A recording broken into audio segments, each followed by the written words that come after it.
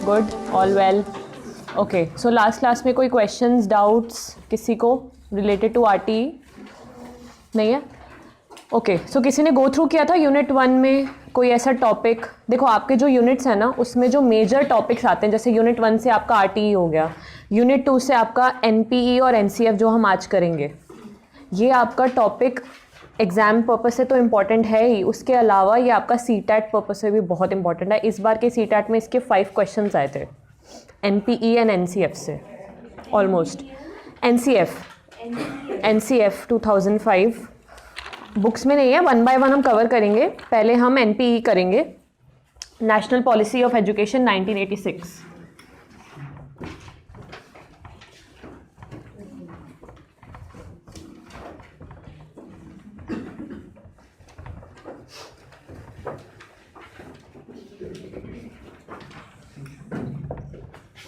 किसी को आइडिया है what is NPE 1986? No idea, no worries, हम इसलिए यहाँ पे हम इसलिए बताने के लिए। Okay, so national policy of education जो हमारी है, ये is one of the policies जो फ्रेम हुई थी ताकि हमारी एजुकेशन सिस्टम में बेटरमेंट हो सके। जैसे हमने लास्ट टाइम आरटीई किया था जिसमें हमारा था कि free and compulsory education for all, ऐसे ही एनपीई है, national policy of education. However ये 1986 में तो थी, इसके बाद इसमें चेंजेस भी आए हैं। जैसे इसमें 2002 भी आया है नेशनल एजुकेशन पॉलिसी करके, सेम है but due to time change, due to policy change, due to situation of the society, हमारी इसमें पॉलिसीज़ में कुछ कुछ चेंजेस होते रहते हैं। जैसे हमारी पहले कुछ था, अब कुछ है, नीड के अकॉर्डिंग। तो इसका पर्पस क्या था? For improving education scenario in our country, NPE को बनाया गया था। इससे पहले कोई ऐसा एक फ्रेमवर्क या पॉलिसी नहीं थी जिसको सब फॉलो करेंगे, इसलिए एनपीई का मतलब इनैक्ट हुआ था। इसमें क्या होता है 5 ईयर्स का रोल स्पैन होता है। जैसे हमारे आप लोगों ने सिविक्स वगैरह में पढ़ा होगा ना, बहुत सारे कमीशंस होते हैं, है ना, उनका एक टाइम ड्यूरेशन होता है कि इस टाइम ड्यूरेशन में इस पॉलिसी से रिलेटेड अगर कुछ भी हमने इम्प्लीमेंट किया है, इसका एक इम्पैक्ट देखते हैं, किस तरीके से इस पॉलिसी में इम्पैक्ट हुआ है, ये हाँ कहाँ तक हम इसको इम्प्लीमेंट कर पाए हैं, है ना। तो इसीलिए इसमें ये 5 ईयर रिव्यू होता है इसके अंदर। ये मेजर पॉइंट है, मैं आपको इंपॉर्टेंट पॉइंट्स इसमें लिखाऊंगी, वो आपको याद थोड़े करने ही पड़ेंगे। बाकी हम जैसे लास्ट क्लास में धीरे धीरे एग्जाम्पल से समझाता है, ऐसे ही करेंगे। इसमें 5 ईयर रिव्यू हुआ था एक, मतलब 5 ईयर रिव्यू के अकॉर्डिंग इसका 5 ईयर टाइम स्पैन में ये देखा जाता है कि इस पॉलिसी में कितनी ग्रोथ हो सकती है, इसमें क्या क्या चीज़ ऐड ऑन हो सकती है और इस पॉलिसी का इम्पैक्ट क्या कहाँ तक हुआ है। अब जैसे आपको वर्ड से समझ आ रहा होगा, नेशनल पॉलिसी ऑफ एजुकेशन मतलब एक पॉलिसी एजुकेशन से रिलेटेड, जिसमें एजुकेशन से रिलेटेड सारी हमारी कुछ ना कुछ जो भी एजुकेशन में ज़रूरतें होती हैं, नीड्स होती हैं, उसको इंक्लूड किया जाए एक पॉलिसी के अंडर, अबाइडेड बाय लॉ। जैसे हमने क्वेश्चन था ना लास्ट क्लास में कि लॉ नहीं है पर फिर भी पहले होता था बिफोर आरटीई एक्ट, बट एक लॉ बन जाता है तो उस चीज़ को हम अबाइड करने के लिए एक हमारी वो हो जाता है, मतलब हमें करना पड़ता है, नहीं करेंगे तो फिर उसके कॉन्सिक्वेंसेज होंगे। इसमें आप लोगों का जो एनपीई के अंडर है, कुछ जैसे आपका क्वेश्चन जब आएगा, कोई भी पॉलिसी आए, कोई भी कमीशन आए, उस क्वेश्चन को आपको अटेम्प्ट कैसे करना है, सबसे पहले you will have to explain what is NPE. ये जो ईयर्स हैं और ये रिव्यूज़ हैं, ये आपको कुछ कुछ टर्म्स लिखनी पड़ेंगी। फॉर एग्जांपल आप लोग ऐसे अलग अलग से एरोज बना के लिख सकते हो ताकि इट लुक प्रेजेंटेबल।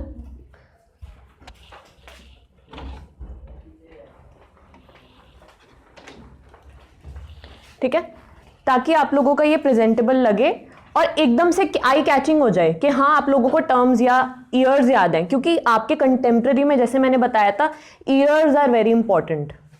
उसके मेजर जैसे आरटीई में अगर आप लिख दोगे फ्री एंड कंपलसरी, तो उसको पता लग जाएगा इन्विजिलेटर को, एग्जामिनर को, कि आपको इसके बारे में पता है। मेजर चीज़ें जो होती हैं वो लिखना बहुत ज़रूरी है। उसके बाद you can explain in your own words, in your own terms, right. अब इसमें फीचर्स थे, फीचर्स मतलब इसके कैरेक्टरिस्टिक्स क्या है, इस पॉलिसी में क्या क्या इंक्लूडेड है। आप लोगों को ऐसे ही अटेम्प्ट करना है कि पहले आपको इसकी मीनिंग डेफिनेशन लिखना है, उसके बाद आप लोगों को फीचर्स लिखना है, और हर एक पॉलिसी का रिकमेंडेशन होता है। रिकमेंडेशन का मतलब क्या समझते हो? इंग्लिश वर्ड का, जस्ट इंग्लिश वर्ड का रिकमेंडेशन का मतलब क्या होता है, कोई बताओ? सजेस्ट। हाँ सजेशंस, मतलब इसके अंदर ये होना चाहिए, ये हो सकता है, वो सारे आपको हर किसी भी पॉलिसी कोई भी कंटेम्प्रेरी में अटेम्प्ट करोगे ये दो चीज़ें आपको लिखनी है, features and recommendations are must for every policy. ये दो आप लिख दोगे, 5 5 7 इसमें 7 उसमें, 16 मार्क्स का आपका क्वेश्चन इसमें आता ही आता है, ये तो आप लोगों को छोड़नी ही नहीं है। ये हो गया, RTE हो गया, NCF हो गया, ये आपको अभी भी काम नहीं आएगा, ये आपको आगे भी काम आएगी ये चीज़ें, क्योंकि CTET में ना क्वेश्चंस इस बार आपको जब NCF पढ़ेंगे तो मैं आपको CTET का क्वेश्चन बताऊंगी जो इस बार आया था, जो कि लोगों को कन्फ्यूजन हो गई थी कि ये हमने तो करा ही नहीं है, ये कहाँ से आ गया। जस्ट बिकॉज जैसे मैंने आपको बताया कि ये 1985 की थी, अब इसका 2002 में भी कुछ एडिशंस आए हैं, तो लोग उसमें गवर्नमेंट ने क्या किया, जो भी 1986 की जगह NPE 2002 कर दिया, तो हम कंफ्यूज हो गए कि ये कहाँ से आ गया, हमने तो 1986 किया है। सेम चीज़ है जिसमें कुछ चीज़ें ऐड हो जाती हैं, ठीक है। इसके फीचर्स क्या क्या हैं, नेशनल सिस्टम ऑफ एजुकेशन, पीछे अगर नहीं दिख रहा होगा ना तो लेट मी नो, मैं इरेज करके लिख दूंगी।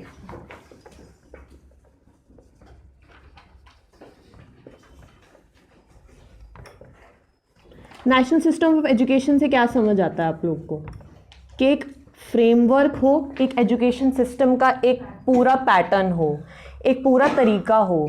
इसमें हमने आप लोगों को पता होगा, इसमें आता है 10 + 2 + 3, 10 as in 10th, 2 as in your 12th, +3 is your graduation. ये इसमें एक ऐसा फ्रेमवर्क बना था कि इसके अकॉर्डिंग एक बच्चे की पढ़ाई का लेवल ये होना चाहिए। 10th वो कर रहा है, हमारा होता है ना, इससे 10th होता है तो हमें एक सर्टिफिकेट मिलता है, 10th की मार्कशीट होती है, that count as your birth certificate sometimes. 2 is your 12th को मेजर इंपॉर्टेंस दी जाती है। फिर उसके बाद आपकी ग्रेजुएशन हो गई, दैट इज़ अंडर ग्रेजुएट, क्या आप एक अंडर ग्रेजुएट हो। अब ये समझ आया पॉइंट, एक नेशनल सिस्टम है एजुकेशन का जिसके अंडर ये वाला एक फ्रेमवर्क हमें इसके अंडर दिया गया था। Next is equality, equality in education, ये आपकी हर एजुकेशन पॉलिसी में ये पॉइंट्स कुछ कुछ होंगे, जैसे equality of education, women education, adult education, ये एडिशंस हुई थी हमारे टाइम पे आगे। जैसे हमने पढ़ा होगा पहले विमेंस को इतनी एजुकेशन का वो नहीं दिया था, स्कूल नहीं भेजा जाता था कि तुम घर का काम करो, घर पे रहो। उसके बाद जब गवर्नमेंट ने देखा कि सबको पढ़ाई की ज़रूरत है, सबको पढ़ाई करने का हक है, उसके बाद इसको एक इक्वलिटी का डेफिनेशन दिया गया था इसके अंडर कि बीट वुमेन मेन सबको एजुकेशन लेने का अधिकार है, ठीक है। इसके अंडर आप लोगों ने देखा होगा नवोदय विद्यालय ओपन हुए थे, ये इसी के बाद हुए थे। नवोदय स्कूल्स में आपने देखा होगा अलग अलग स्कॉलरशिप्स और अलग अलग मिलती हैं अपार्ट फ्रॉम सर्वोदय विद्यालय। कोई पढ़ा है यहाँ से नवोदय से, या आपके कोई आसपास किसी के घर के आसपास किसी ने देखा होगा नवोदय होते हैं? इसके अंडर वही हुआ था, नवोदय विद्यालय ओपन हुए थे। इन नवोदय विद्यालय की स्पेशलिटी होती है इसमें बड़ी सारी फैसिलिटीज़ मिलती हैं, जैसे इसमें आपको मिड डे मील्स तो मिलता ही है, इसके बाद स्कॉलरशिप्स भी मिलती हैं। जैसे हमने लास्ट क्लास में किया था कि RTE के अंडर जो भी गवर्नमेंट की इम्प्लीकेशंस होती हैं किसी भी पॉलिसी के अंडर, ये ऐसे गवर्नमेंट स्कूल्स में सबसे पहले इम्प्लीमेंट होती हैं। प्राइवेट स्कूल्स तो अपनी एडिशंस करते रहते हैं कि ये ज़रूरी नहीं है, और बड़ा फ़र्क ये भी होता है कि वहाँ पे प्रिविलेज बच्चे काफ़ी जाते हैं। ये स्पेशल स्कूल्स इसीलिए खुले थे ताकि इसमें हर एक सेक्शन ऑफ सोसाइटी के बच्चे को पढ़ाई का मौका मिल सके। इसके बाद आता है विमेन एजुकेशन, बहुत ही इतना कुछ कॉम्प्लिकेटेड नहीं है, इट्स वेरी सिंपल। बस आपको ये ध्यान रखना है कि इसके अंदर क्या क्या रिकमेंडेशंस थी, क्या क्या फीचर्स थे। विमेन एजुकेशन कंपल्सरी हो गई थी, एक नीड है, बोला जाता है ना कि एक लेडी या एक लड़की को पढ़ाओगे तो पूरा परिवार पढ़ेगा, है ना। You teach a girl, you teach a family, you feed a family. So इसीलिए विमेन एजुकेशन इज़ मस्ट। और विमेन एजुकेशन के अंडर इसमें कई सारे आपने देखा होगा कितनी सारी बेटी बचाओ बेटी पढ़ाओ, लाडली योजना, है ना, सिंगल गर्ल चाइल्ड जिसके घर में है तो वो सरकारी स्कूलों में ये ऑप्शन होता है कि आप लोगों को कुछ मनी लड़की की 18 साल होने के बाद मिलती है, ताकि इसे इनकरेज करने के लिए होता है ताकि वो अपनी लड़कियों को स्कूल भेजें। स्कॉलरशिप्स लड़कियों को मिलती है, लड़कियों की फ़ीस भी नहीं होती है सरकारी स्कूलों में ना, थोड़ी थोड़ी जैसे मिनिमम फॉर बॉयज़ होती है, लड़कियों की शायद वो नहीं होती है। Equality is education for all, women education का इसमें अलग से पॉइंट इसलिए दिया हुआ है क्योंकि ये विमेन एजुकेशन इसके अंडर पार्ट है, बट इसको अलग से एक पॉइंट बनाया गया है क्योंकि ये ज़रूरत है। इक्वालिटी में आपका एवरी सेक्शन ऑफ सोसाइटी आ जाएगा, मेन, विमेन, वीकर सेक्शन, अपर सेक्शन, इक्वल। इक्वालिटी का मतलब क्या है? इक्वल एजुकेशन फॉर ऑल, पढ़ाई सबके लिए समान होनी चाहिए, सबके लिए इक्वल होनी चाहिए। और विमेन एजुकेशन अलग से हो गया क्योंकि हमारे देश में पहले कितना, हम लोगों को पता है विमेंस को कितने ज़्यादा प्रॉब्लम्स फेस करनी पड़ती हैं। स्कूल्स नहीं भेजते हैं घर वाले, उनका काम ये होता है कि लड़की है घर पे रहे, घर का काम सीखे और फिर शादी हो जाए। इसीलिए इसको एक अलग से अंडरलाइन करने की बहुत ज़रूरत है कि women education is compulsory and is necessity of the time. Right? Clear हुआ आपको? Education of schedule caste. अब ये देखो इक्वालिटी में तो है ही, बट इसमें इनके लिए अलग से बनाने की नीड क्यों है? क्योंकि that is our weaker section of society. इन लोगों की ज़रूरतें, मतलब जो भी हमारे, अगर हमारे पास एक पूरी क्लास है, सेटल डाउन हो जाओ पहले।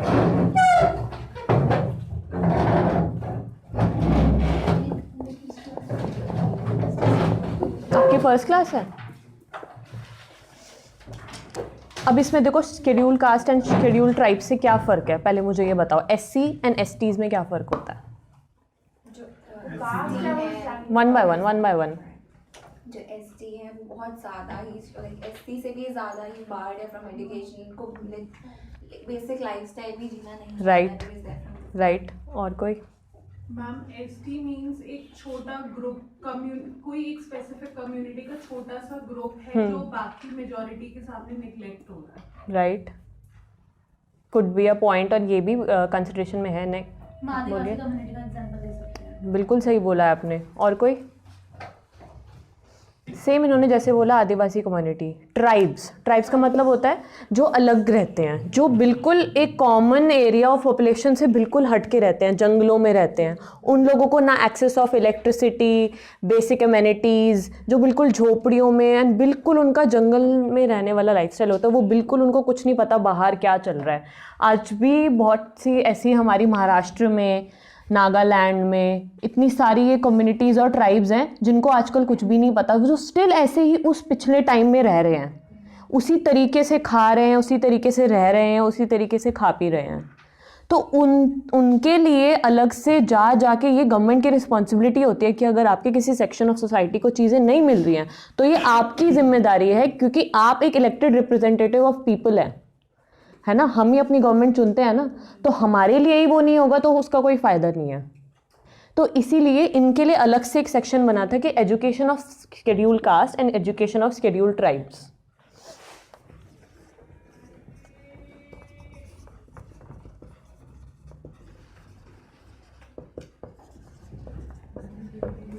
अब देखो शेड्यूल कास्ट में क्या आता है, इनको स्कॉलरशिप, हॉस्टल्स, और इनको समझाया जाता है, जो भी स्कूल में हमारी एजुकेशन होती है इनके लिए अलग से रिजर्वेशंस होती हैं कि हर क्लास में कुछ परसेंटेज ऑफ पीपल होने चाहिए। इनको स्कॉलरशिप से बोला जाता है क्योंकि इनके अंदर, हम तो एक अच्छे परिवार से, जागरूक हमारे पेरेंट्स हैं उनसे आए हैं, बट इन लोगों को नहीं पता होता। ये वही मेंटालिटी की बात आ जाती है जिसे हमने लास्ट क्लास में डिस्कस किया था कि वो सोच जब तक फिट है दिमाग में उसको आप चेंज नहीं कर सकते, और वो एजुकेशन से ही हो सकता है। एक अपॉर्चुनिटी, एक इनकरेजमेंट मिलता है इनको कि आप लोग अपने बच्चों को भेजो, तो ही वो भेजेंगे जब तक उनको कुछ फ़ायदा दिखेगा उसमें, नहीं तो उनको, क्योंकि उनकी लाइफस्टाइल ऐसी है दैट दे नीड मनी। सच्चाई है, we need money to survive, we need money to feed ourselves and our families. तो ये ज़रूरत है, इसीलिए इनको इतनी फैसिलिटीज़ दी जाती हैं, और इनके पास बेसिक चीज़ें भी नहीं होती हैं। शेड्यूल ट्राइब्स में आपने देखा होगा, इन लोगों को घर घर जाके, इनकी ट्राइब्स में जाके टीचर्स या जो भी होते हैं गवर्नमेंट ऑफिशियल्स, ये जाके बच्चों को पढ़ाते हैं, ब्लैक बोर्ड्स लगा के, और डिफरेंट चीज़ें डिस्ट्रीब्यूट करते हैं, अवेयरनेस फैलाते हैं। तो इसीलिए इसका एक अलग सेक्शन है। और जब भी किसी एजुकेशन पॉलिसी या किसी भी एजुकेशन फ्रेमवर्क की बात होती है, हर किसी का एक सेक्शन डिफाइंड है। आप लोग इसको और डिटेल में अगर पढ़ना है तो आप एक मिनिस्ट्री ऑफ हेल्थ अफेयर्स या उसकी जो वेबसाइट है, गवर्नमेंट वेबसाइट, उस पर पूरी पॉलिसी पढ़ सकते हैं। It is of 302 pages. But हमें एग्जाम पर्पज से करना है, we have to be short, we have to keep everything considerable in every point, right. ये अभी इस तक के फीचर्स हैं, इसके बाद और भी हैं, बट आपको मेजर लिखना है जो हमारे में ज़रूरी हैं, जो हमारे एग्जाम पर्पज से ज़रूरी हैं, जिसमें सारी चीज़ें कंसिडर हो जाए। अब इसमें एक पॉइंट आता है अडल्ट एजुकेशन,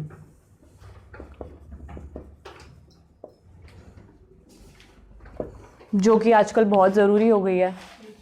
बच्चों को पता नहीं होता क्या सही है क्या गलत है। छोटे छोटे 7th 6th क्लास के बच्चों को भी सब कुछ पता है, टीचर्स होंगे वो रिलेट कर सकते हैं। तो इसीलिए अडल्ट एजुकेशन की बहुत ज़रूरत है आज के टाइम पे, क्योंकि बच्चों को सही और गलत में फ़र्क सिखाना एक आजकल की नेसेसिटी है। बहुत से इतने सिनेरियोज होते हैं, लड़कियां अर्ली एज में प्रेग्नेंट हो जाती हैं, उनको पता नहीं होता है कि हमें ये, क्योंकि वो एक उत्साहत और वो एक एनकरेजमेंट और एक वो होता है ना, मतलब हमें जानना है इसके बारे में, एक अंदर से ज़ील होती है कि क्यूरियोसिटी होती है कि ये क्या है ये क्या है। तो इसीलिए हमारे, जैसे आपने देखा 10th के बुक्स में सब में एक रिप्रोडक्टिविटी का एक चैप्टर है जो कि हमें ऐसे ही पढ़ा दिया गया था, बट जो बहुत ज़रूरी है, क्योंकि बच्चों को जब तक नहीं पता होगा ना, वो उस चीज़ को गलत, वो एक चीज़ से नहीं सीखेंगे, एक बुक से नहीं सीखेंगे, वो अलग अलग सोर्सेज से सीखेंगे और गलत चीज़ें सीखेंगे फिर। सो इसीलिए इसके अंडर ये बहुत इम्पॉर्टेंट पॉइंट है, that is very necessary in today times I think. ठीक है, इसके बाद यहाँ तक हो गया। आई गेस मैं रब कर देती हूँ, फिर नहीं तो पीछे दिखेगा नहीं ना। ये नोट कर लिया सबने।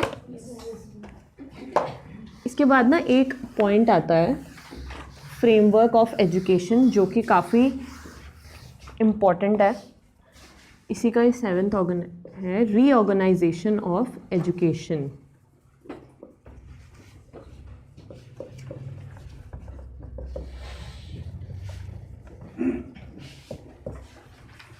रीऑर्गेनाइजेशन का मतलब एजुकेशन का फ्रेमवर्क है, उसको फिर से एक ऑर्गेनाइज किया गया, जो 1986 से पहले चल रहा था और जो उसके बाद चल रहा है वो कैसे चलना चाहिए, उसको रीऑर्गेनाइज किया। उसमें क्या क्या आता है आपका, early childhood care and education, इसके अंदर 3-4 पॉइंट्स आते हैं।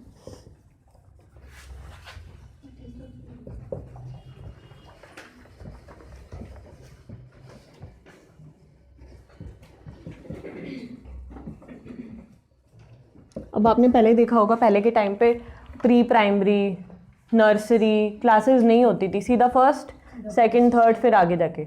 ये क्यों ज़रूरी हुआ है, क्योंकि बच्चों को स्टार्टिंग से ही पता होना चाहिए कि आप लोग क्या पढ़ना चाहते हो, क्या कैसे उनको तरीके। एक बहुत ही छोटा बच्चा है, उसको क्या सिखाया जाता है, उसको स्टार्टिंग में ये थोड़ी ना सिखाया जाता है चलो ए लिखो बी लिखो लिखना सीखो। उसको सिखाया जाता है कि आपको ऐसे ग्रीट करना है, बोलो गुड मॉर्निंग, बेसिक एटिकेट सिखाए जाते हैं। उसके बाद उनको बोलना सिखाया जाता है। पहले बच्चों को मम्बल करते हैं ना, फिर हम उनको एक एक वर्ड सिखाते हैं, बोलो माँ पा, फिर अलग अलग डेफिनेशंस, अलग अलग वर्ड्स का फ्रेमवर्क कैसे बोला जाता है, टंग का यूज़ करके बच्चों को ये सिखाया जाता है। कुछ बच्चे जैसे तुतलाते हैं तो उनको प्रॉब्लम आती है बोलने में, तो उनको उस तरीके से सिखाया जाता है। तो ये अर्ली चाइल्डहुड डेवलपमेंट का एक स्टेज है, क्योंकि बच्चा अगर सीधा 1st में जाके हम उनको ABCD सिखा देंगे, उनको बेसिक चीज़ें ही नहीं पता कि उसको यूज़ कैसे करना है, तो उसका ज़ीरो यूज़ है। इसीलिए इसके अंदर एक अर्ली चाइल्डहुड, अब अर्ली चाइल्डहुड टीचर्स की भी आजकल बहुत ज़्यादा डिमांड हो गई है। जो लोग प्री प्राइमरीज में पढ़ाते हैं, नर्सरीज में पढ़ाते हैं, एंटिटी डाइट वगैरह होता है, ये सब उसके बाद ही आई। इसके पहले इतनी चीज़ों को इनको एम्फेसिस नहीं दिया जाता था, राइट। तो इसमें एक ये है और एक है एलिमेंट्री एजुकेशन।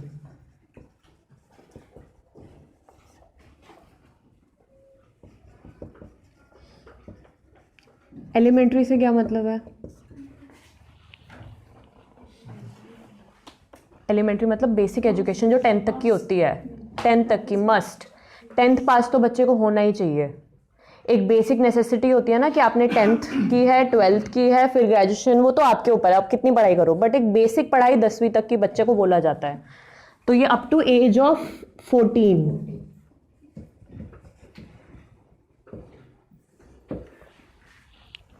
14 ईयर्स का बच्चा 10th तक ही होता है, 10th या ऑलमोस्ट 10th। तो ये एलिमेंट्री एजुकेशन इज़ कंपलसरी, ये कंपलसरी किया था। इसकी इम्पोर्टेंस आपको जैसे 10th में मार्कशीट मिलती है, वो हर बच्चे की एक होती है, चाहे किसी भी स्कूल में हो वो, क्योंकि गवर्नमेंट की अंडरलाइंग पॉलिसी के अंडर है कि एलिमेंट्री एजुकेशन होना ज़रूरी है, और ये गवर्नमेंट अफिलिएटेड हो कि इस स्कूल ने 10वीं, इसके बाद इससे पहले क्या होता होगा कि इस स्कूल में अगर 10वीं ने बच्चे ने पास किया तो वो किसी भी क्लास में सर्टिफिकेट देंगे, वो एक कॉमन चीज़ नहीं रहेगी, एक यूनिवर्सल चीज़ नहीं रहेगी। तो एक यूनिवर्सल बनाने के लिए, हर जगह उस चीज़ का यूज़ होने के लिए गवर्नमेंट का इसमें ये बताना बहुत ज़रूरी होता है। नहीं तो कोई भी स्कूल किसी भी स्कूल में बोलेगा हमारे स्कूल में तो ऐसे होता है, हमारे स्कूल में तो 9 तक की मार्क्स माने जाते हैं, 10th को नहीं देखा जाता। अब बोला जाता है ना कि 10th is important, 12th is important, then comes your graduation, then post graduation, so on, right. इसमें फिर सेकेंडरी एजुकेशन आ जाता है। इन चीज़ों को हाईलाइट क्यों किया गया है, इससे पहले ये चीज़ें नहीं होती थी कि एलिमेंट्री एजुकेशन भी होता है, फिर सेकेंडरी एजुकेशन भी होता है, फिर सीनियर सेकेंडरी। तो जब तक हम एक चीज़ को फ्रेम नहीं करते ना, तो वो चीज़ एक बहुत ही वेग और ऐसे ही रहती है कि उसकी चीज़ का कोई डेफिनेशन नहीं है।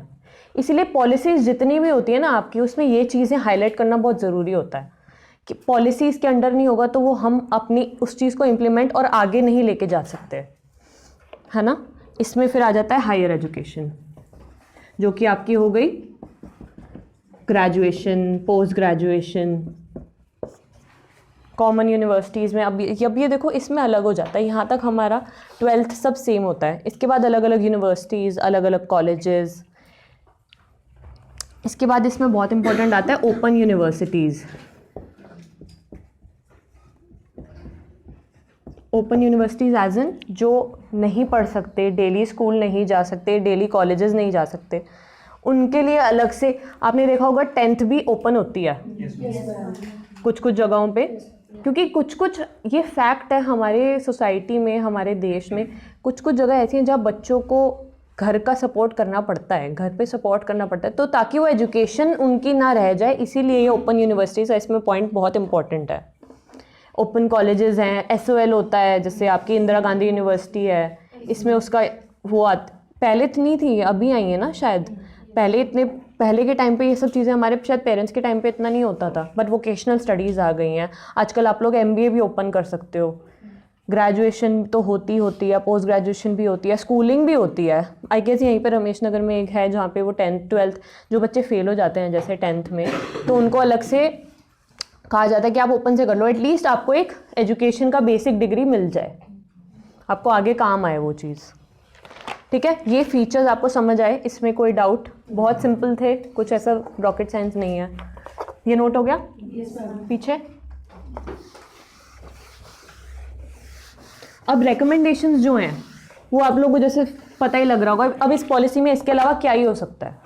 ये जो हमने पॉइंट्स पढ़े, adult education, women education, SC STs, open universities, इसके अलावा यही चीज़ें रिकमेंडेशन में है, उससे अलावा कुछ भी नहीं है। आप लोग कंफ्यूज बिल्कुल भी मत होना। और आप लोग को ऐसा भी लगेगा पढ़ते हुए कि यार NP में भी यही है, NCF में भी यही है, कमीशन RT में भी यही है, तो फ़र्क क्या है? सब चीज़ें हैं वही, बट अलग एक उसका एक फ्रेमवर्क गवर्नमेंट को बनाना होता है ना, तो उसके लिए वो डिफ़ाइन करना बहुत ज़रूरी होता है। जैसे जो बच्चे लॉ पढ़ते हैं उनको सारी चीज़ें ही सेम लगती होंगी मेरे अकॉर्डिंग तो, क्योंकि उसमें क्या ही पढ़ते हैं वो, फ्री ये लॉ है, इसमें ये पेनल्टी हो जाएगी, सारी पेनल्टी सेम लगती होंगी। बट एक फ्रेमवर्क, एक लॉ को एक फ्रेम देना बहुत ज़रूरी होता है, इसीलिए ये चीज़ बहुत सिमिलर है। जस्ट आपको डिफरेंस क्या है, जैसे मैंने बताया ईयर, किसके प्राइम मिनिस्टर थे उस टाइम, ये चीज़ें इंपॉर्टेंट हैं, ये आपको आगे भी काम आएंगी। अब जैसे रिकमेंडेशंस में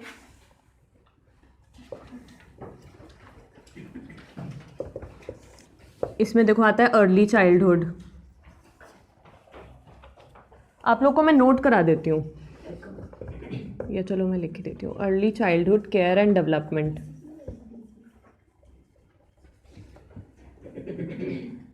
सेम पॉइंट जो अभी हमने पढ़ा, early childhood care and development का एक सेक्शन बनाया, रेकमेंड किया गया कि ये हर स्कूल में KGs, नर्सरीज होना बहुत ज़रूरी है, ताकि बच्चे को एकदम से आप लोग फर्स्ट में जाके उसको एकदम से ओवरबर्डन ना किया जाए, उसको बेसिक एटिकेट्स, बेसिक चीज़ें, उसका एक बेस बनाना बहुत ज़रूरी है। भी होते हैं, बच्चा शायद 3 इयर्स का होता है तभी वो जाना शुरू कर देता है, 3.5 में। हाँ, वहाँ पे भी टीचर्स होते हैं, वहाँ पे बच्चों का ध्यान ही रखा होता है, उनको वही सिखाया जाता है, खाना कैसे है, बैठना कैसे है, अपने आप को साफ़ कैसे करना है, डे केयर जो होते हैं, डे केयर तो शायद अलग हो जाता है उसमें, जैसे जो पेरेंट्स वर्किंग होते हैं। हाँ हाँ, प्ले स्कूल्स जो होते हैं बेसिकली, कितने सारे प्ले स्कूल्स खुल गए अब, पहले नहीं होते थे शायद इतने ज़्यादा, हम भी गए हैं, हमारे टाइम से शायद पहले नहीं होता था। राइम सीखते हैं, बोलना सीखते हैं, पोएम्स, खाना, सोशलाइज करना। बच्चा तब तो घर में ही है ना, माँ बाप भाई बहन बस। उसके बाद हाँ, जैसे आपने चाइल्डहुड एंड डेवलपमेंट में पढ़ोगे कि बच्चा गैंग बनाना शुरू कर देता है फिर अपना, है ना, कि ये मेरे 4 दोस्त हैं, ये मेरी फ्रेंड है। और देखो आपने ये देखा होगा, जब बच्चा छोटा होता है उसको लड़के लड़की को कोई फ़र्क नहीं होता, दोस्त होते हैं बस, वो सच्ची दोस्ती होती है। और क्योंकि हाँ तभी होते हैं, और वो मतलब आप ये देख रहे हो, क्योंकि हम जैसे जैसे बड़े होते हैं ना, हम बहुत रैशनली सोचते हैं, हमारा दिमाग ऐसा होता है कि हमारा फ़ायदा इसमें है, हमारा नुकसान इसमें है। छोटी एज में वो सब नहीं होता। तो ये बच्चे को सिखाना बचपन से ही बहुत ज़रूरी है, क्योंकि अगर वो ऐसे माहौल में जाएगा जहाँ पे बच्चे मतलबी हैं या कुछ भी हैं, तो उसको बहुत इम्पैक्ट करेगी वो चीज़। स्टार्टिंग से ही ये चीज़ करनी बहुत ज़रूरी होती है। अब जैसे इसमें अर्ली चाइल्डहुड केयर हो गया, जिसमें pre primary schools, day care schools, ये सब आप लिख सकते हो एग्जाम्पल्स में।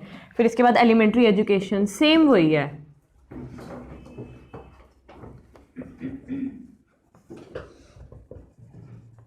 बस आपको क्या है, क्योंकि this is of 16 marks and you will have to write, you can not write only recommendation 7 to 8 points and finish.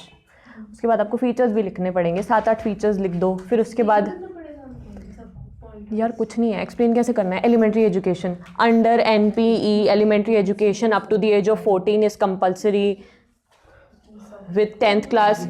ये तो बहुत बेसिक है ना, आप लोग कितना कितना कुछ लिख सकते हो उसके बारे में। सेम चीज़ें हैं, क्योंकि आप लोगों की जब एग्ज़ाम होता है तो वो हेडिंग देखेंगे ना, आपने एक्सप्लेन क्या किया है, वो 2-3 चीज़ें एक्सप्लेनेशन की देख सकते हैं, उससे ज़्यादा होगा नहीं। हेडिंग, हेड पॉइंट्स, ये सब देख सकते हैं। 1 सेकेंड दो, मैं 1 मिनट में।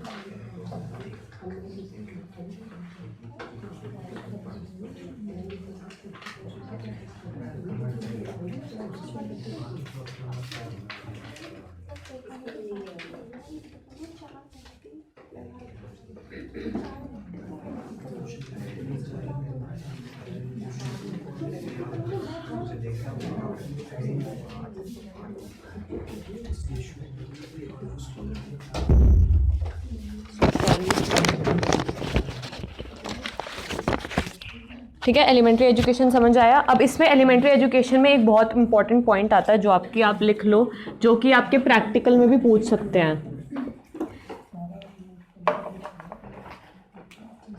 इसमें एक पॉइंट आता है ऑपरेशन ब्लैक बोर्ड। किसी को पता है ऑपरेशन ब्लैक बोर्ड के बारे में? एक फन फैक्ट आपको बताती हूँ, हमारे सेकेंड ईयर के प्रैक्टिकल में इन्विजिलेटर ने पूछ लिया what is operation black board. अब हमें इतना ध्यान नहीं था क्या होता है, तो ऑपरेशन ब्लैक बोर्ड में आपको समझ क्या आ रहा है? ऑपरेशन ब्लैक बोर्ड कि ब्लैक बोर्ड लगाना बहुत ज़रूरी है। ब्लैक बोर्ड का यूज, हाँ चलो दिमाग लगाओ, आपसे कोई पूछे ऑपरेशन ब्लैक बोर्ड क्या है, हाँ आपने बोला ब्लैक बोर्ड का यूज़, और इम्पोर्टेंस ऑफ ब्लैक बोर्ड। हाँ क्या हो गया इम्पोर्टेंस ब्लैक बोर्ड की? बच्चे कैसे पढ़ेंगे, देखेंगे, हाँ करेंगे। हाँ मेरे चूज हाँ राइट, मैम कॉपी करना सीखेंगे कि हाँ। मैम लिख रही है और जिसका हाँ क्वाइट सिमिलर टू डैट। इसमें ये था कि गवर्नमेंट ने एक ऑपरेशन ब्लैक बोर्ड के अंदर ये था कि हर स्कूल को एक बेसिक एमिनिटीज़ मिलनी चाहिए पढ़ाने के लिए, चेयर, टेबल, चॉक, इंफ्रास्ट्रक्चर, इसके अंडर ये है। ये सेम ही है ब्लैक बोर्ड की, यही हमें कंफ्यूजन हो गया था, हमारे से प्रैक्टिकल में पूछ लिया था तो हम गूगल पे करने लगे क्या है क्या है क्या है, क्योंकि फर्स्ट ईयर में इतना ध्यान नहीं था, क्योंकि इसका अंडरलाइन पॉइंट है एलिमेंट्री एजुकेशन का कि एलिमेंट्री एजुकेशन 10वीं तक के स्कूलों में ये चीज़ें होनी चाहिए, चेयर, टेबल, बच्चे बैठने की प्रॉपर, उनको नोटबुक्स, पेन्स, ये सब मिलना चाहिए। तो ऑपरेशन ब्लैक बोर्ड के अंदर ये है। इसमें जैसे आज में 1 या 2 मतलब सेंटेंस बोलने होते हैं या पूरा डिटेल में? नहीं, आपसे वो जितना पूछना चाहें, enough to explain to other person, इतना मैम उसमें तो वन वर्ड या ऐसे वन लाइन होती है। यही होता है, जैसे आपकी जो ये एग्जाम्स की फाइल्स होंगी जो आप लोग फाइल फर्स्ट ईयर में बनाओगे, इससे रिलेटेड पूछ लेंगे, आईसीटी की फाइल है उससे पूछ लेंगे, इससे ज़्यादा नहीं होगा कुछ भी, ठीक है। इसके बाद आता है सेकेंडरी एजुकेशन, सेम वही जो हमने अभी पढ़ा है टिल 12th। अब जैसे 10th तक का कॉमन सिलेबस होता है, उसके बाद बच्चे को बोला जाता है साइंस, कॉमर्स, आर्ट्स, इसमें डिफाइन कर देते हैं। Vocationalisation of education,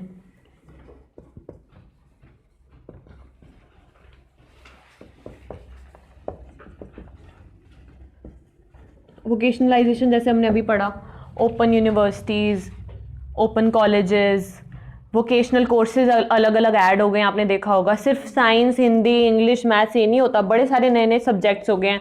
art and craft हो गया, EWS होता है एक, फिजिकल एजुकेशन हो गया, ट्रैवल एंड टूरिज्म। हाँ ट्रैवल एंड टूरिज्म भी हो गया है, राइट। ये तो मैंने बहुत नया सुना है। शॉर्ट स्कूल में शॉर्ट हैंड्स भी हो गया है, यस मैम, ये कब हो गया?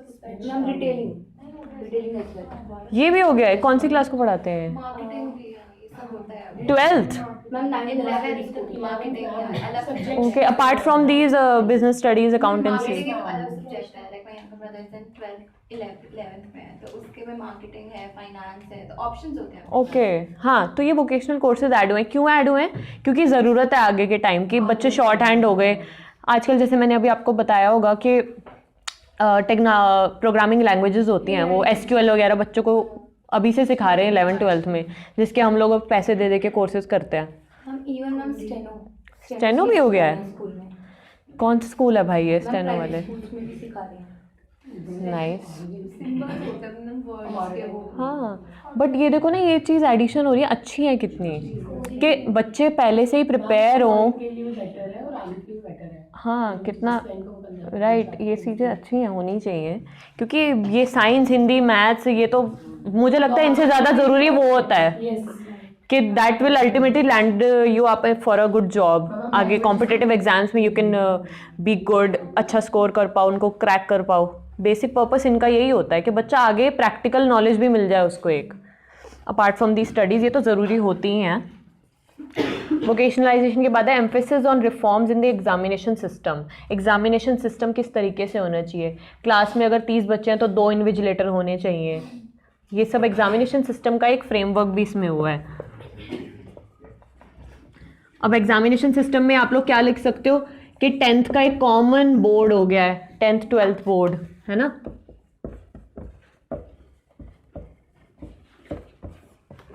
अब इसमें क्या है, 10th के सेंटर अलग पड़ते हैं। ये क्यों हुआ है? क्योंकि इसमें ये ना लगे कि बच्चा कहीं स्कूल कोई चीट कर रहा है कि इस स्कूल में है तो इसी में पेपर होगा, क्योंकि एक गवर्नमेंट का कॉमन प्लेटफॉर्म है, कॉमन रेगुलेशन है अंडर सम पॉलिसी, तो इसलिए उसको एक रेगुलराइज करना बहुत ज़रूरी है। 10th के हमारे पेपर हम कहीं और देने जाते हैं, चेक वो कहीं और होते हैं। ये इसलिए होता है ताकि फेयरनेस बनी रहे, कहीं पे कोई चीटिंग का चांसेस ना रहे। जैसे फिर भी बहुत सारे स्कूल्स होते हैं, मेरे को लगता है हो जाती हैं ये सब चीज़ें। बच्चे 500 के नोट लगा के देखते हैं, बीच में देखा था कितने कि भाई मैंने कुछ पढ़ा नहीं है, मुझे मार्क्स दे दो। ऐसी चीज़ें होती हैं। और आपने MDU में भी होता है ये सब। MDU में तो बहुत होता है। इनफैक्ट जैसे सेंटर्स होते हैं, तुम लोग देखोगे जब एग्ज़ाम देने जाओगे, साथ में ही चीटिंग कर रहे होंगे, फर्रे चला रहे होंगे, बढ़िया एकदम। लड़कियों ने, जब मैं गई थी अभी एग्ज़ाम में, तो लड़कियों ने इवन सूट्स के वो स्टेपल करके लाई हुई थी। तो अनफेयर मीन्स देखो, यूज़ करने के कितने ही तरीके हो सकते हैं। हमारी बुक की 0 कॉपी हो जाती है। ये मुझे सच में नहीं पता था, मुझे कॉलेज में पता लगा कि अच्छा ऐसा भी होता है, इतनी सी बुक हो जाती है वो। उसमें वो तुम देख कैसे सकते हो, मुझे तो ये समझ नहीं आता। तुम्हारा आधा टाइम उस वर्ड को ढूंढने में ही लग जाएगा, जबकि तुम उसको देख नहीं पाओगे। हाँ, कितने तरीके होते हैं। सो बेटर है कि आप जितना पढ़ के गए उतना लिख के आओ। तो हम MDU में क्या करेंगे? नो वरीज, आप अपना एग्जाम दो, अपनी शीट पे ध्यान रखो, आसपास देखो, कुछ ऐसा पढ़ा ना हो। अगर फॉर्म भी करना है। हाँ, अगर पढ़ा है तो बोलो इन्विजिलेटर को, यहाँ पे पढ़ा है, this is not mind. For instance मेरे साइन वाला is cheated very clearly, so should I inform या मैं अपने काम से काम ही रखूं? अपने काम से काम रखो, सिंपल है। आज के टाइम पे कुछ भी हो, पढ़ाई में छोड़ो, अपने काम से काम रखो। गाड़ी चला रहे हो, अपनी गाड़ी पे ध्यान दो, आसपास मत देखो कुछ, ठीक है। दूसरे बंदों से पंगे लोगे तो फिर वो तुम्हारा कुछ भी हो सकता है। है ना। अगर चिट गिरी होगी तब तो नाम बताना। हाँ, आसपास देखो, एग्ज़ाम देने बैठोगे तो होता है यार यहाँ पे, आसपास अपनी सीट देख लो, अपने डेस्क पे देख लो, क्योंकि देखो वैसे तो वो हर किसी का चेक करने नहीं आएंगे, अब तुम्हारा दिन बुरा है तो उसमें कुछ कह नहीं सकते, है ना। तो बट कोई ऐसी वो नहीं है कि वो आपको देखेंगे, या फिर बस अपने आसपास ध्यान रखो, अपने पेपर पे ध्यान रखो, साइड वाला कुछ भी करे, तुम्हें पीछे से कोई परेशान कर रहा है बार बार, बोल दो कि मैम मुझे ये परेशान करें, प्लीज़ आप मत करो ऐसे, अपने एग्जाम पे फोकस रखो, क्योंकि लेंदी पेपर है, you will have to write, and बहुत ज़्यादा ये हो गया ना, ठीक है।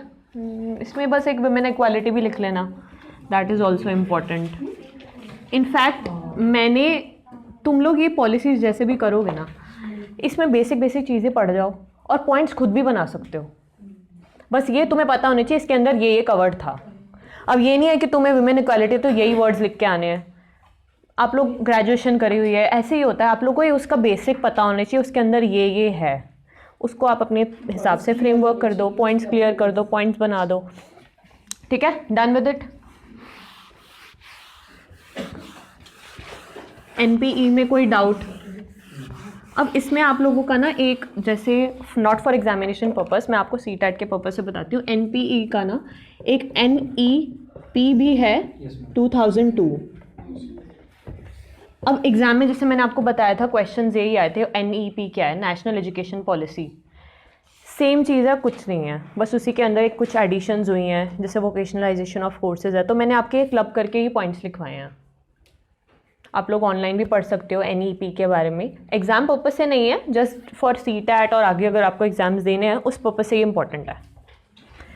तो दोनों नाम में आए तो डरने की कोई ज़रूरत नहीं है, एग्जाम में तो आपका यही आएगा एनपीई 1986। बहुत सिमिलर है, मैंने जैसे बताया ना आपको, वो 1986 अब ये 2002, पॉइंट्स ऐड नहीं हुए, उन्हीं को थोड़ा सा एक्सप्लेनेशन के पर्पस से, और कुछ एक दो पॉइंट्स ऐड हुए हैं, वो आपको जब आपका अगर कोई एग्जाम वगैरह पास आएगा तो मैं इसके नोट्स आपको दे दूंगी। अभी एग्जाम पर्पस से मैं इसलिए नहीं बता रही क्योंकि आप लोग फिर कंफ्यूज ना हो जाओ ना, आपको एग्जाम पर्पस से इसी का क्वेश्चन आएगा 16 मार्क्स का, single question, what are the recommendations of NPE 1986, what are its features, explain, that's it, okay.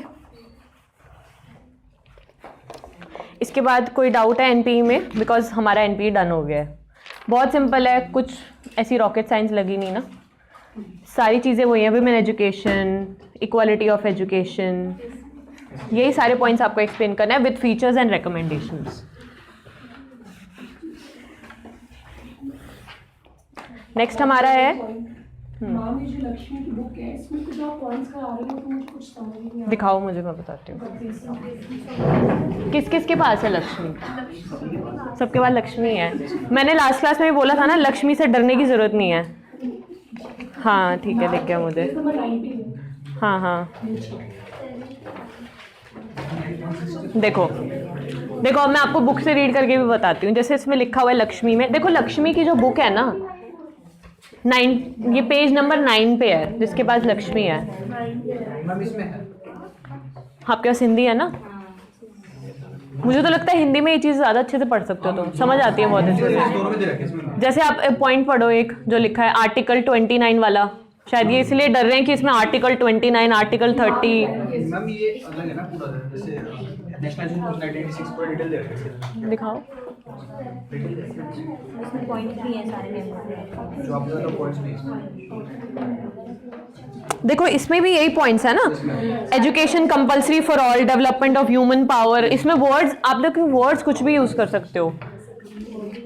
अब देखो जैसे इसमें एनपीई में, जैसे यहाँ से ये क्वेश्चन स्टार्ट है, इसमें सबसे पहले लिखा हुआ है पॉलिसीज और प्रोविजंस बताओ, ओके।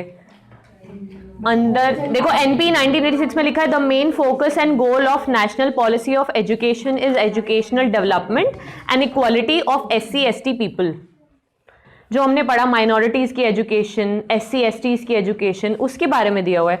गोल एंड टारगेट जो हमने अभी करा, पेज नंबर 9 है, देखो छोटा सा नीचे दिया हुआ है एनपीई 1986, जो आपने बताया ना वो बेटर 87 पे वही पॉइंट्स कवर किए हैं। वही है ना सारे, देखो मैंने वही बोला, एक किसी ने बोला उसको ब्यूटीफुल, किसी ने बोला प्रिटी, है ना, वही वर्ड्स का खेल है और कुछ नहीं है।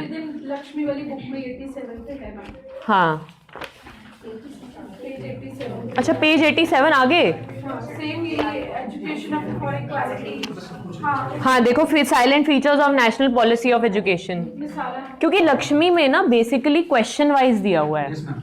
इसमें यूनिट वाइज नहीं दिया हुआ है, इसमें क्वेश्चन वाइज दिया हुआ है। तो जिसको इन डेप्थ में पढ़ना है that is a very good point book for आपको रीडिंग या डिस्क्राइब या अच्छे से पढ़ने के लिए।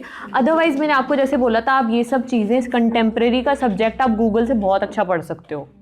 बहुत अच्छे अच्छे नोट्स उसमें दिए हुए हैं, एक्सप्लेनेशंस दी हुई हैं, सब में सेम होगा।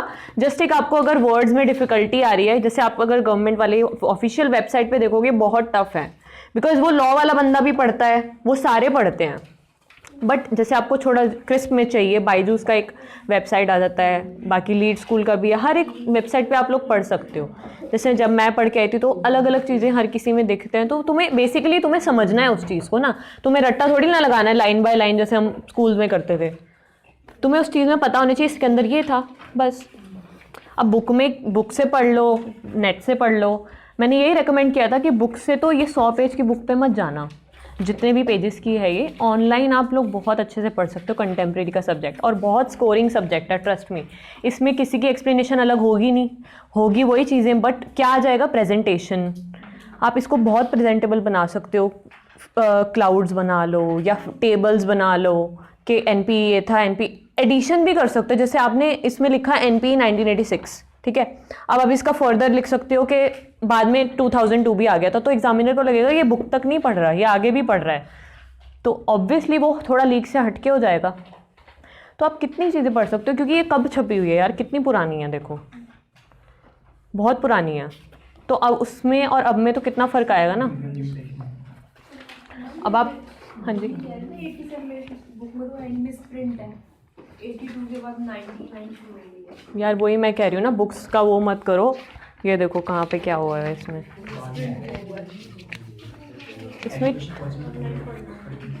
एजुकेशन पॉलिसी आप एक बार पढ़ के आना। देखो जैसे मैंने आपको पॉइंट्स लिखवा दिए, समझ आ गया ना। अब ये 14 मार्क्स का आप आराम से क्वेश्चन कर सकते हो। 7 फीचर्स लिखो, 7 रिकमेंडेशंस लिखो, डन। उसके बाद कंक्लूजन कर दो। अब आप लोग जैसे फर्स्ट ईयर का एग्जाम दोगे ना, उसमें ना थॉट्स लिख सकते हो, कोटेशंस लिख सकते हो, ये चीज़ें अलग बनाती हैं पेपर में। जैसे आपने इन्वर्टेड कॉमर्स करके किसी एक बड़े महात्मा गांधी की कोई कोटेशन लिख दी, आप लिख सकते हो, आपको लगेगा इसका मतलब क्या है यहाँ पे। बट ये चीज़ें एक एजुकेशन के पेपर में काफ़ी अच्छी लिखी जाती हैं कि आप स्लोगन था according to this and that.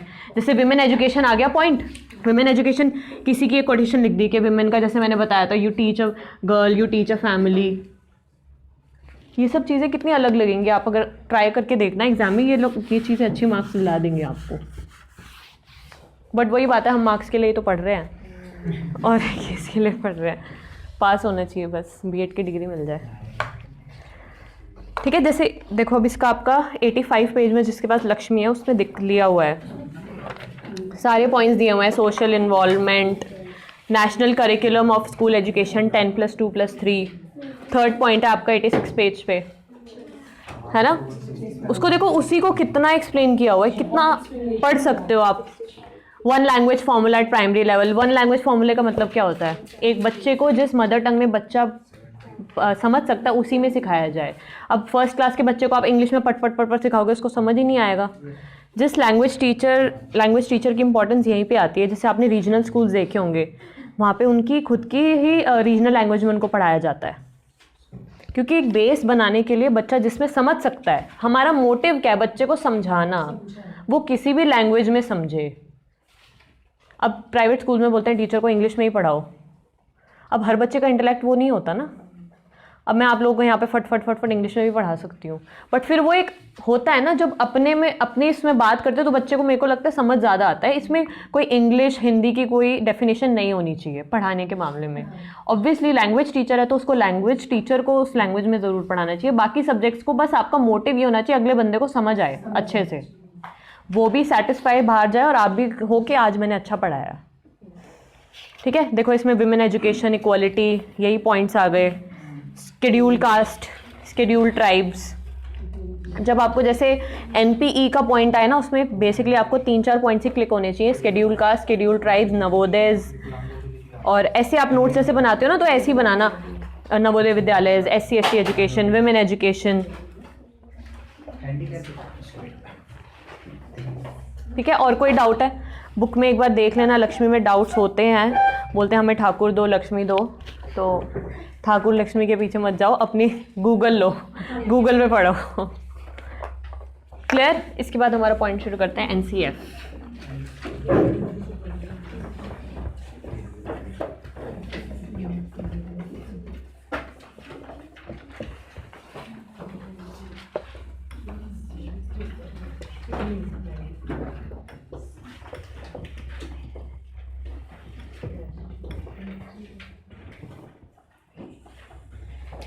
Okay, tell me one thing, what do you mean by curriculum? Syllabus, right? Activities. Curriculum क्या होता है? एक करिकुलम होता है ना स्कूल्स में, हर चीज़ का एक करिकुलम होता है। करिकुलम का मतलब एक फ्रेमवर्क, एक हाँ एक मॉड्यूल, जिसमें जैसे आपका स्कूल करिकुलम क्या होता है, इंग्लिश का सब्जेक्ट है तो फर्स्ट टर्म में ये चैप्टर्स कवर कराने हैं, unit 2, unit 3, term 1, term 2, term 3, ये करिकुलम होता है, एक उसका फ्रेमवर्क हो गया। तो नेशनल करिकुलम फ्रेमवर्क जो 2005 का था, अब इसमें ना 2-3 चीज़ें इंपॉर्टेंट आती हैं। एक आपका एग्जामिनेशन पर्पस के बता दूंगी, एक सीटेट पर्पस से बता दूंगी। जो एनसीएफ है is the 4th NCF followed by 4 years में, मतलब एक करिकुलम फ्रेमवर्क है ना, हमारा करिकुलम हर साल बदलता है स्कूल्स का, ऐसे ही गवर्नमेंट का कोई करिकुलम है तो वो कुछ टाइम पीरियड बाद तो बदलेगा। ऐसे ही ये वाला जो एनसीएफ 2005 था, this was the 4th framework, 4th curriculum followed by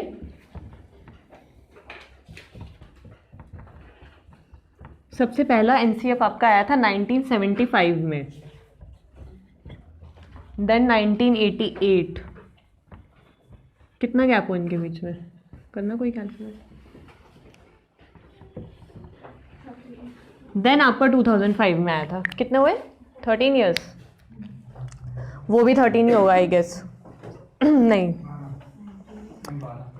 हाँ वही 12-13 साल में हर बार ये चेंज होता है। तो हमारा सबसे पहले 1975 था, देन 1988। जो ये 2005 एनसीएफ है ये आपका आया है 4th वन है। अब इसके बाद जो अब आपका जो चल रहा है एनसीएफ 2022, इसके बाद जो एग्जाम पर्पस से आता है, 2005 आ गया, देन आपका 2022 हो गया। अब ये आपको यहाँ तक 2020 है? हाँ मैम, नहीं। 2020 चल रहा है, स्टार्टिंग वैसे होती है। एग्ज़ाम ना सीटेट का देखोगे ना, उसमें क्वेश्चन 2022 का आया हुआ था,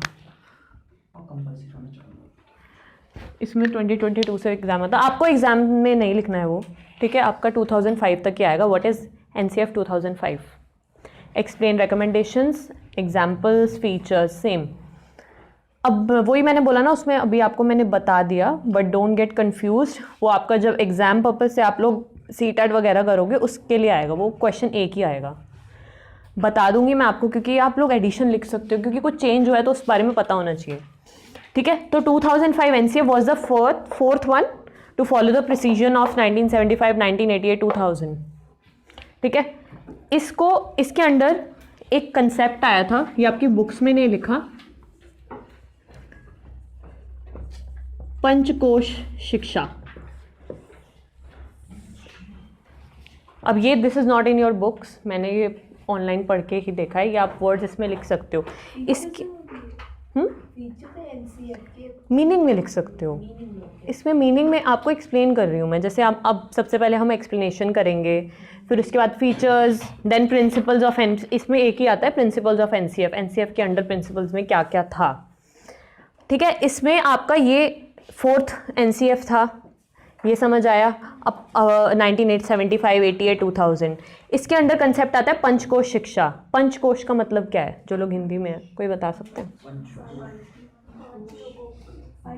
पंचकोश, कोश लोग नहीं होते, इतना मुझे भी पता है। हाँ, हिंदी मीडियम कोई नहीं है यहाँ पे? मैम बताओ आप।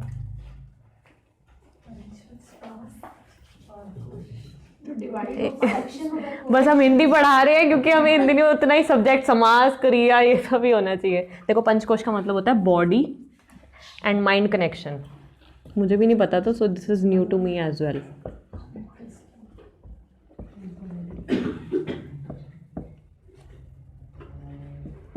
तो आप ये बोलोगे ये कहाँ से लिया है, ये मैंने ऑनलाइन ही पढ़ा है, बट आप लोग लिख सकते हो, कितना अच्छा एक एक्सप्लेनेशन हो जाएगा ना आपका कि इसके अंडर ये पंचकोश शिक्षा का एक डेफिनेशन और एक कॉन्सेप्ट जनरेट हुआ था जिसमें था कि बॉडी एंड माइंड कनेक्शन बहुत ज़रूरी है। बच्चे को सिर्फ पढ़ाना लिखाना ही ज़रूरी नहीं है, उसको एक अच्छा इंसान, उसको कनेक्शन होना चाहिए ना बॉडी में, आप क्या बोल रहे हो और किस तरीके से बिहेव कर रहे हो। बच्चे को एटिकेट्स क्लासरूम में ये भी सिखाना है, सिर्फ ये नहीं कि पढ़ा के चले जाओ। हाँ, व्यवहार, एटिकेट्स, बेसिकली यही सब चीज़ें हैं। ठीक है, इसमें ये था कि child between ages 3 to 8 in India under the concept 5+3+3+4। अब ये आपका जो टॉपिक है ये 5+3+3+4 ये आपका इसके अंडर आ जाता है 2022 के अंदर। 5+3+3 इसका मतलब है 12th तक की स्कूलिंग ज़रूरी है, उसके बाद आंगनवाड़ी और प्री स्कूलिंग इसमें आ जाती है। 2002 में ये आपका टोटल कितना हो गया, 15 हो गया ना, 15 हो गया। तो इसमें 12th तक की बेसिक एजुकेशन प्लस 3 इयर्स आपका किसी बच्चे ने प्री स्कूलिंग किया तो उसको भी कंसिडर करना है।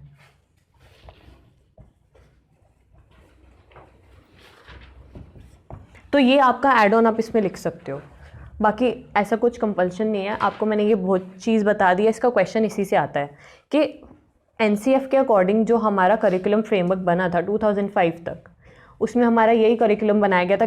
डेफिनेशन अगर किसी लक्ष्मी है ना सबके पास, तो लक्ष्मी ही दो मुझे। ठाकुर है, कोई बात नहीं, मैक्सिमम लक्ष्मी है ना। कहाँ लिखा है इसमें एनसीएफ?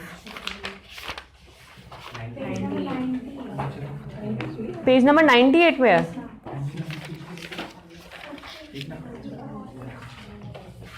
ये देखो एनसीएफ में लिखा है the national curriculum framework depicts a vision of what is desirable for our children।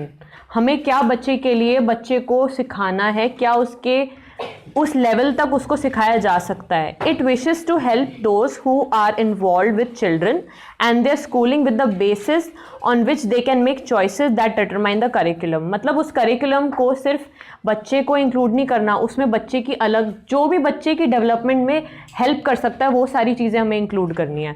The present curriculum framework encompasses all the stages of school education from the pre-primary to the higher education।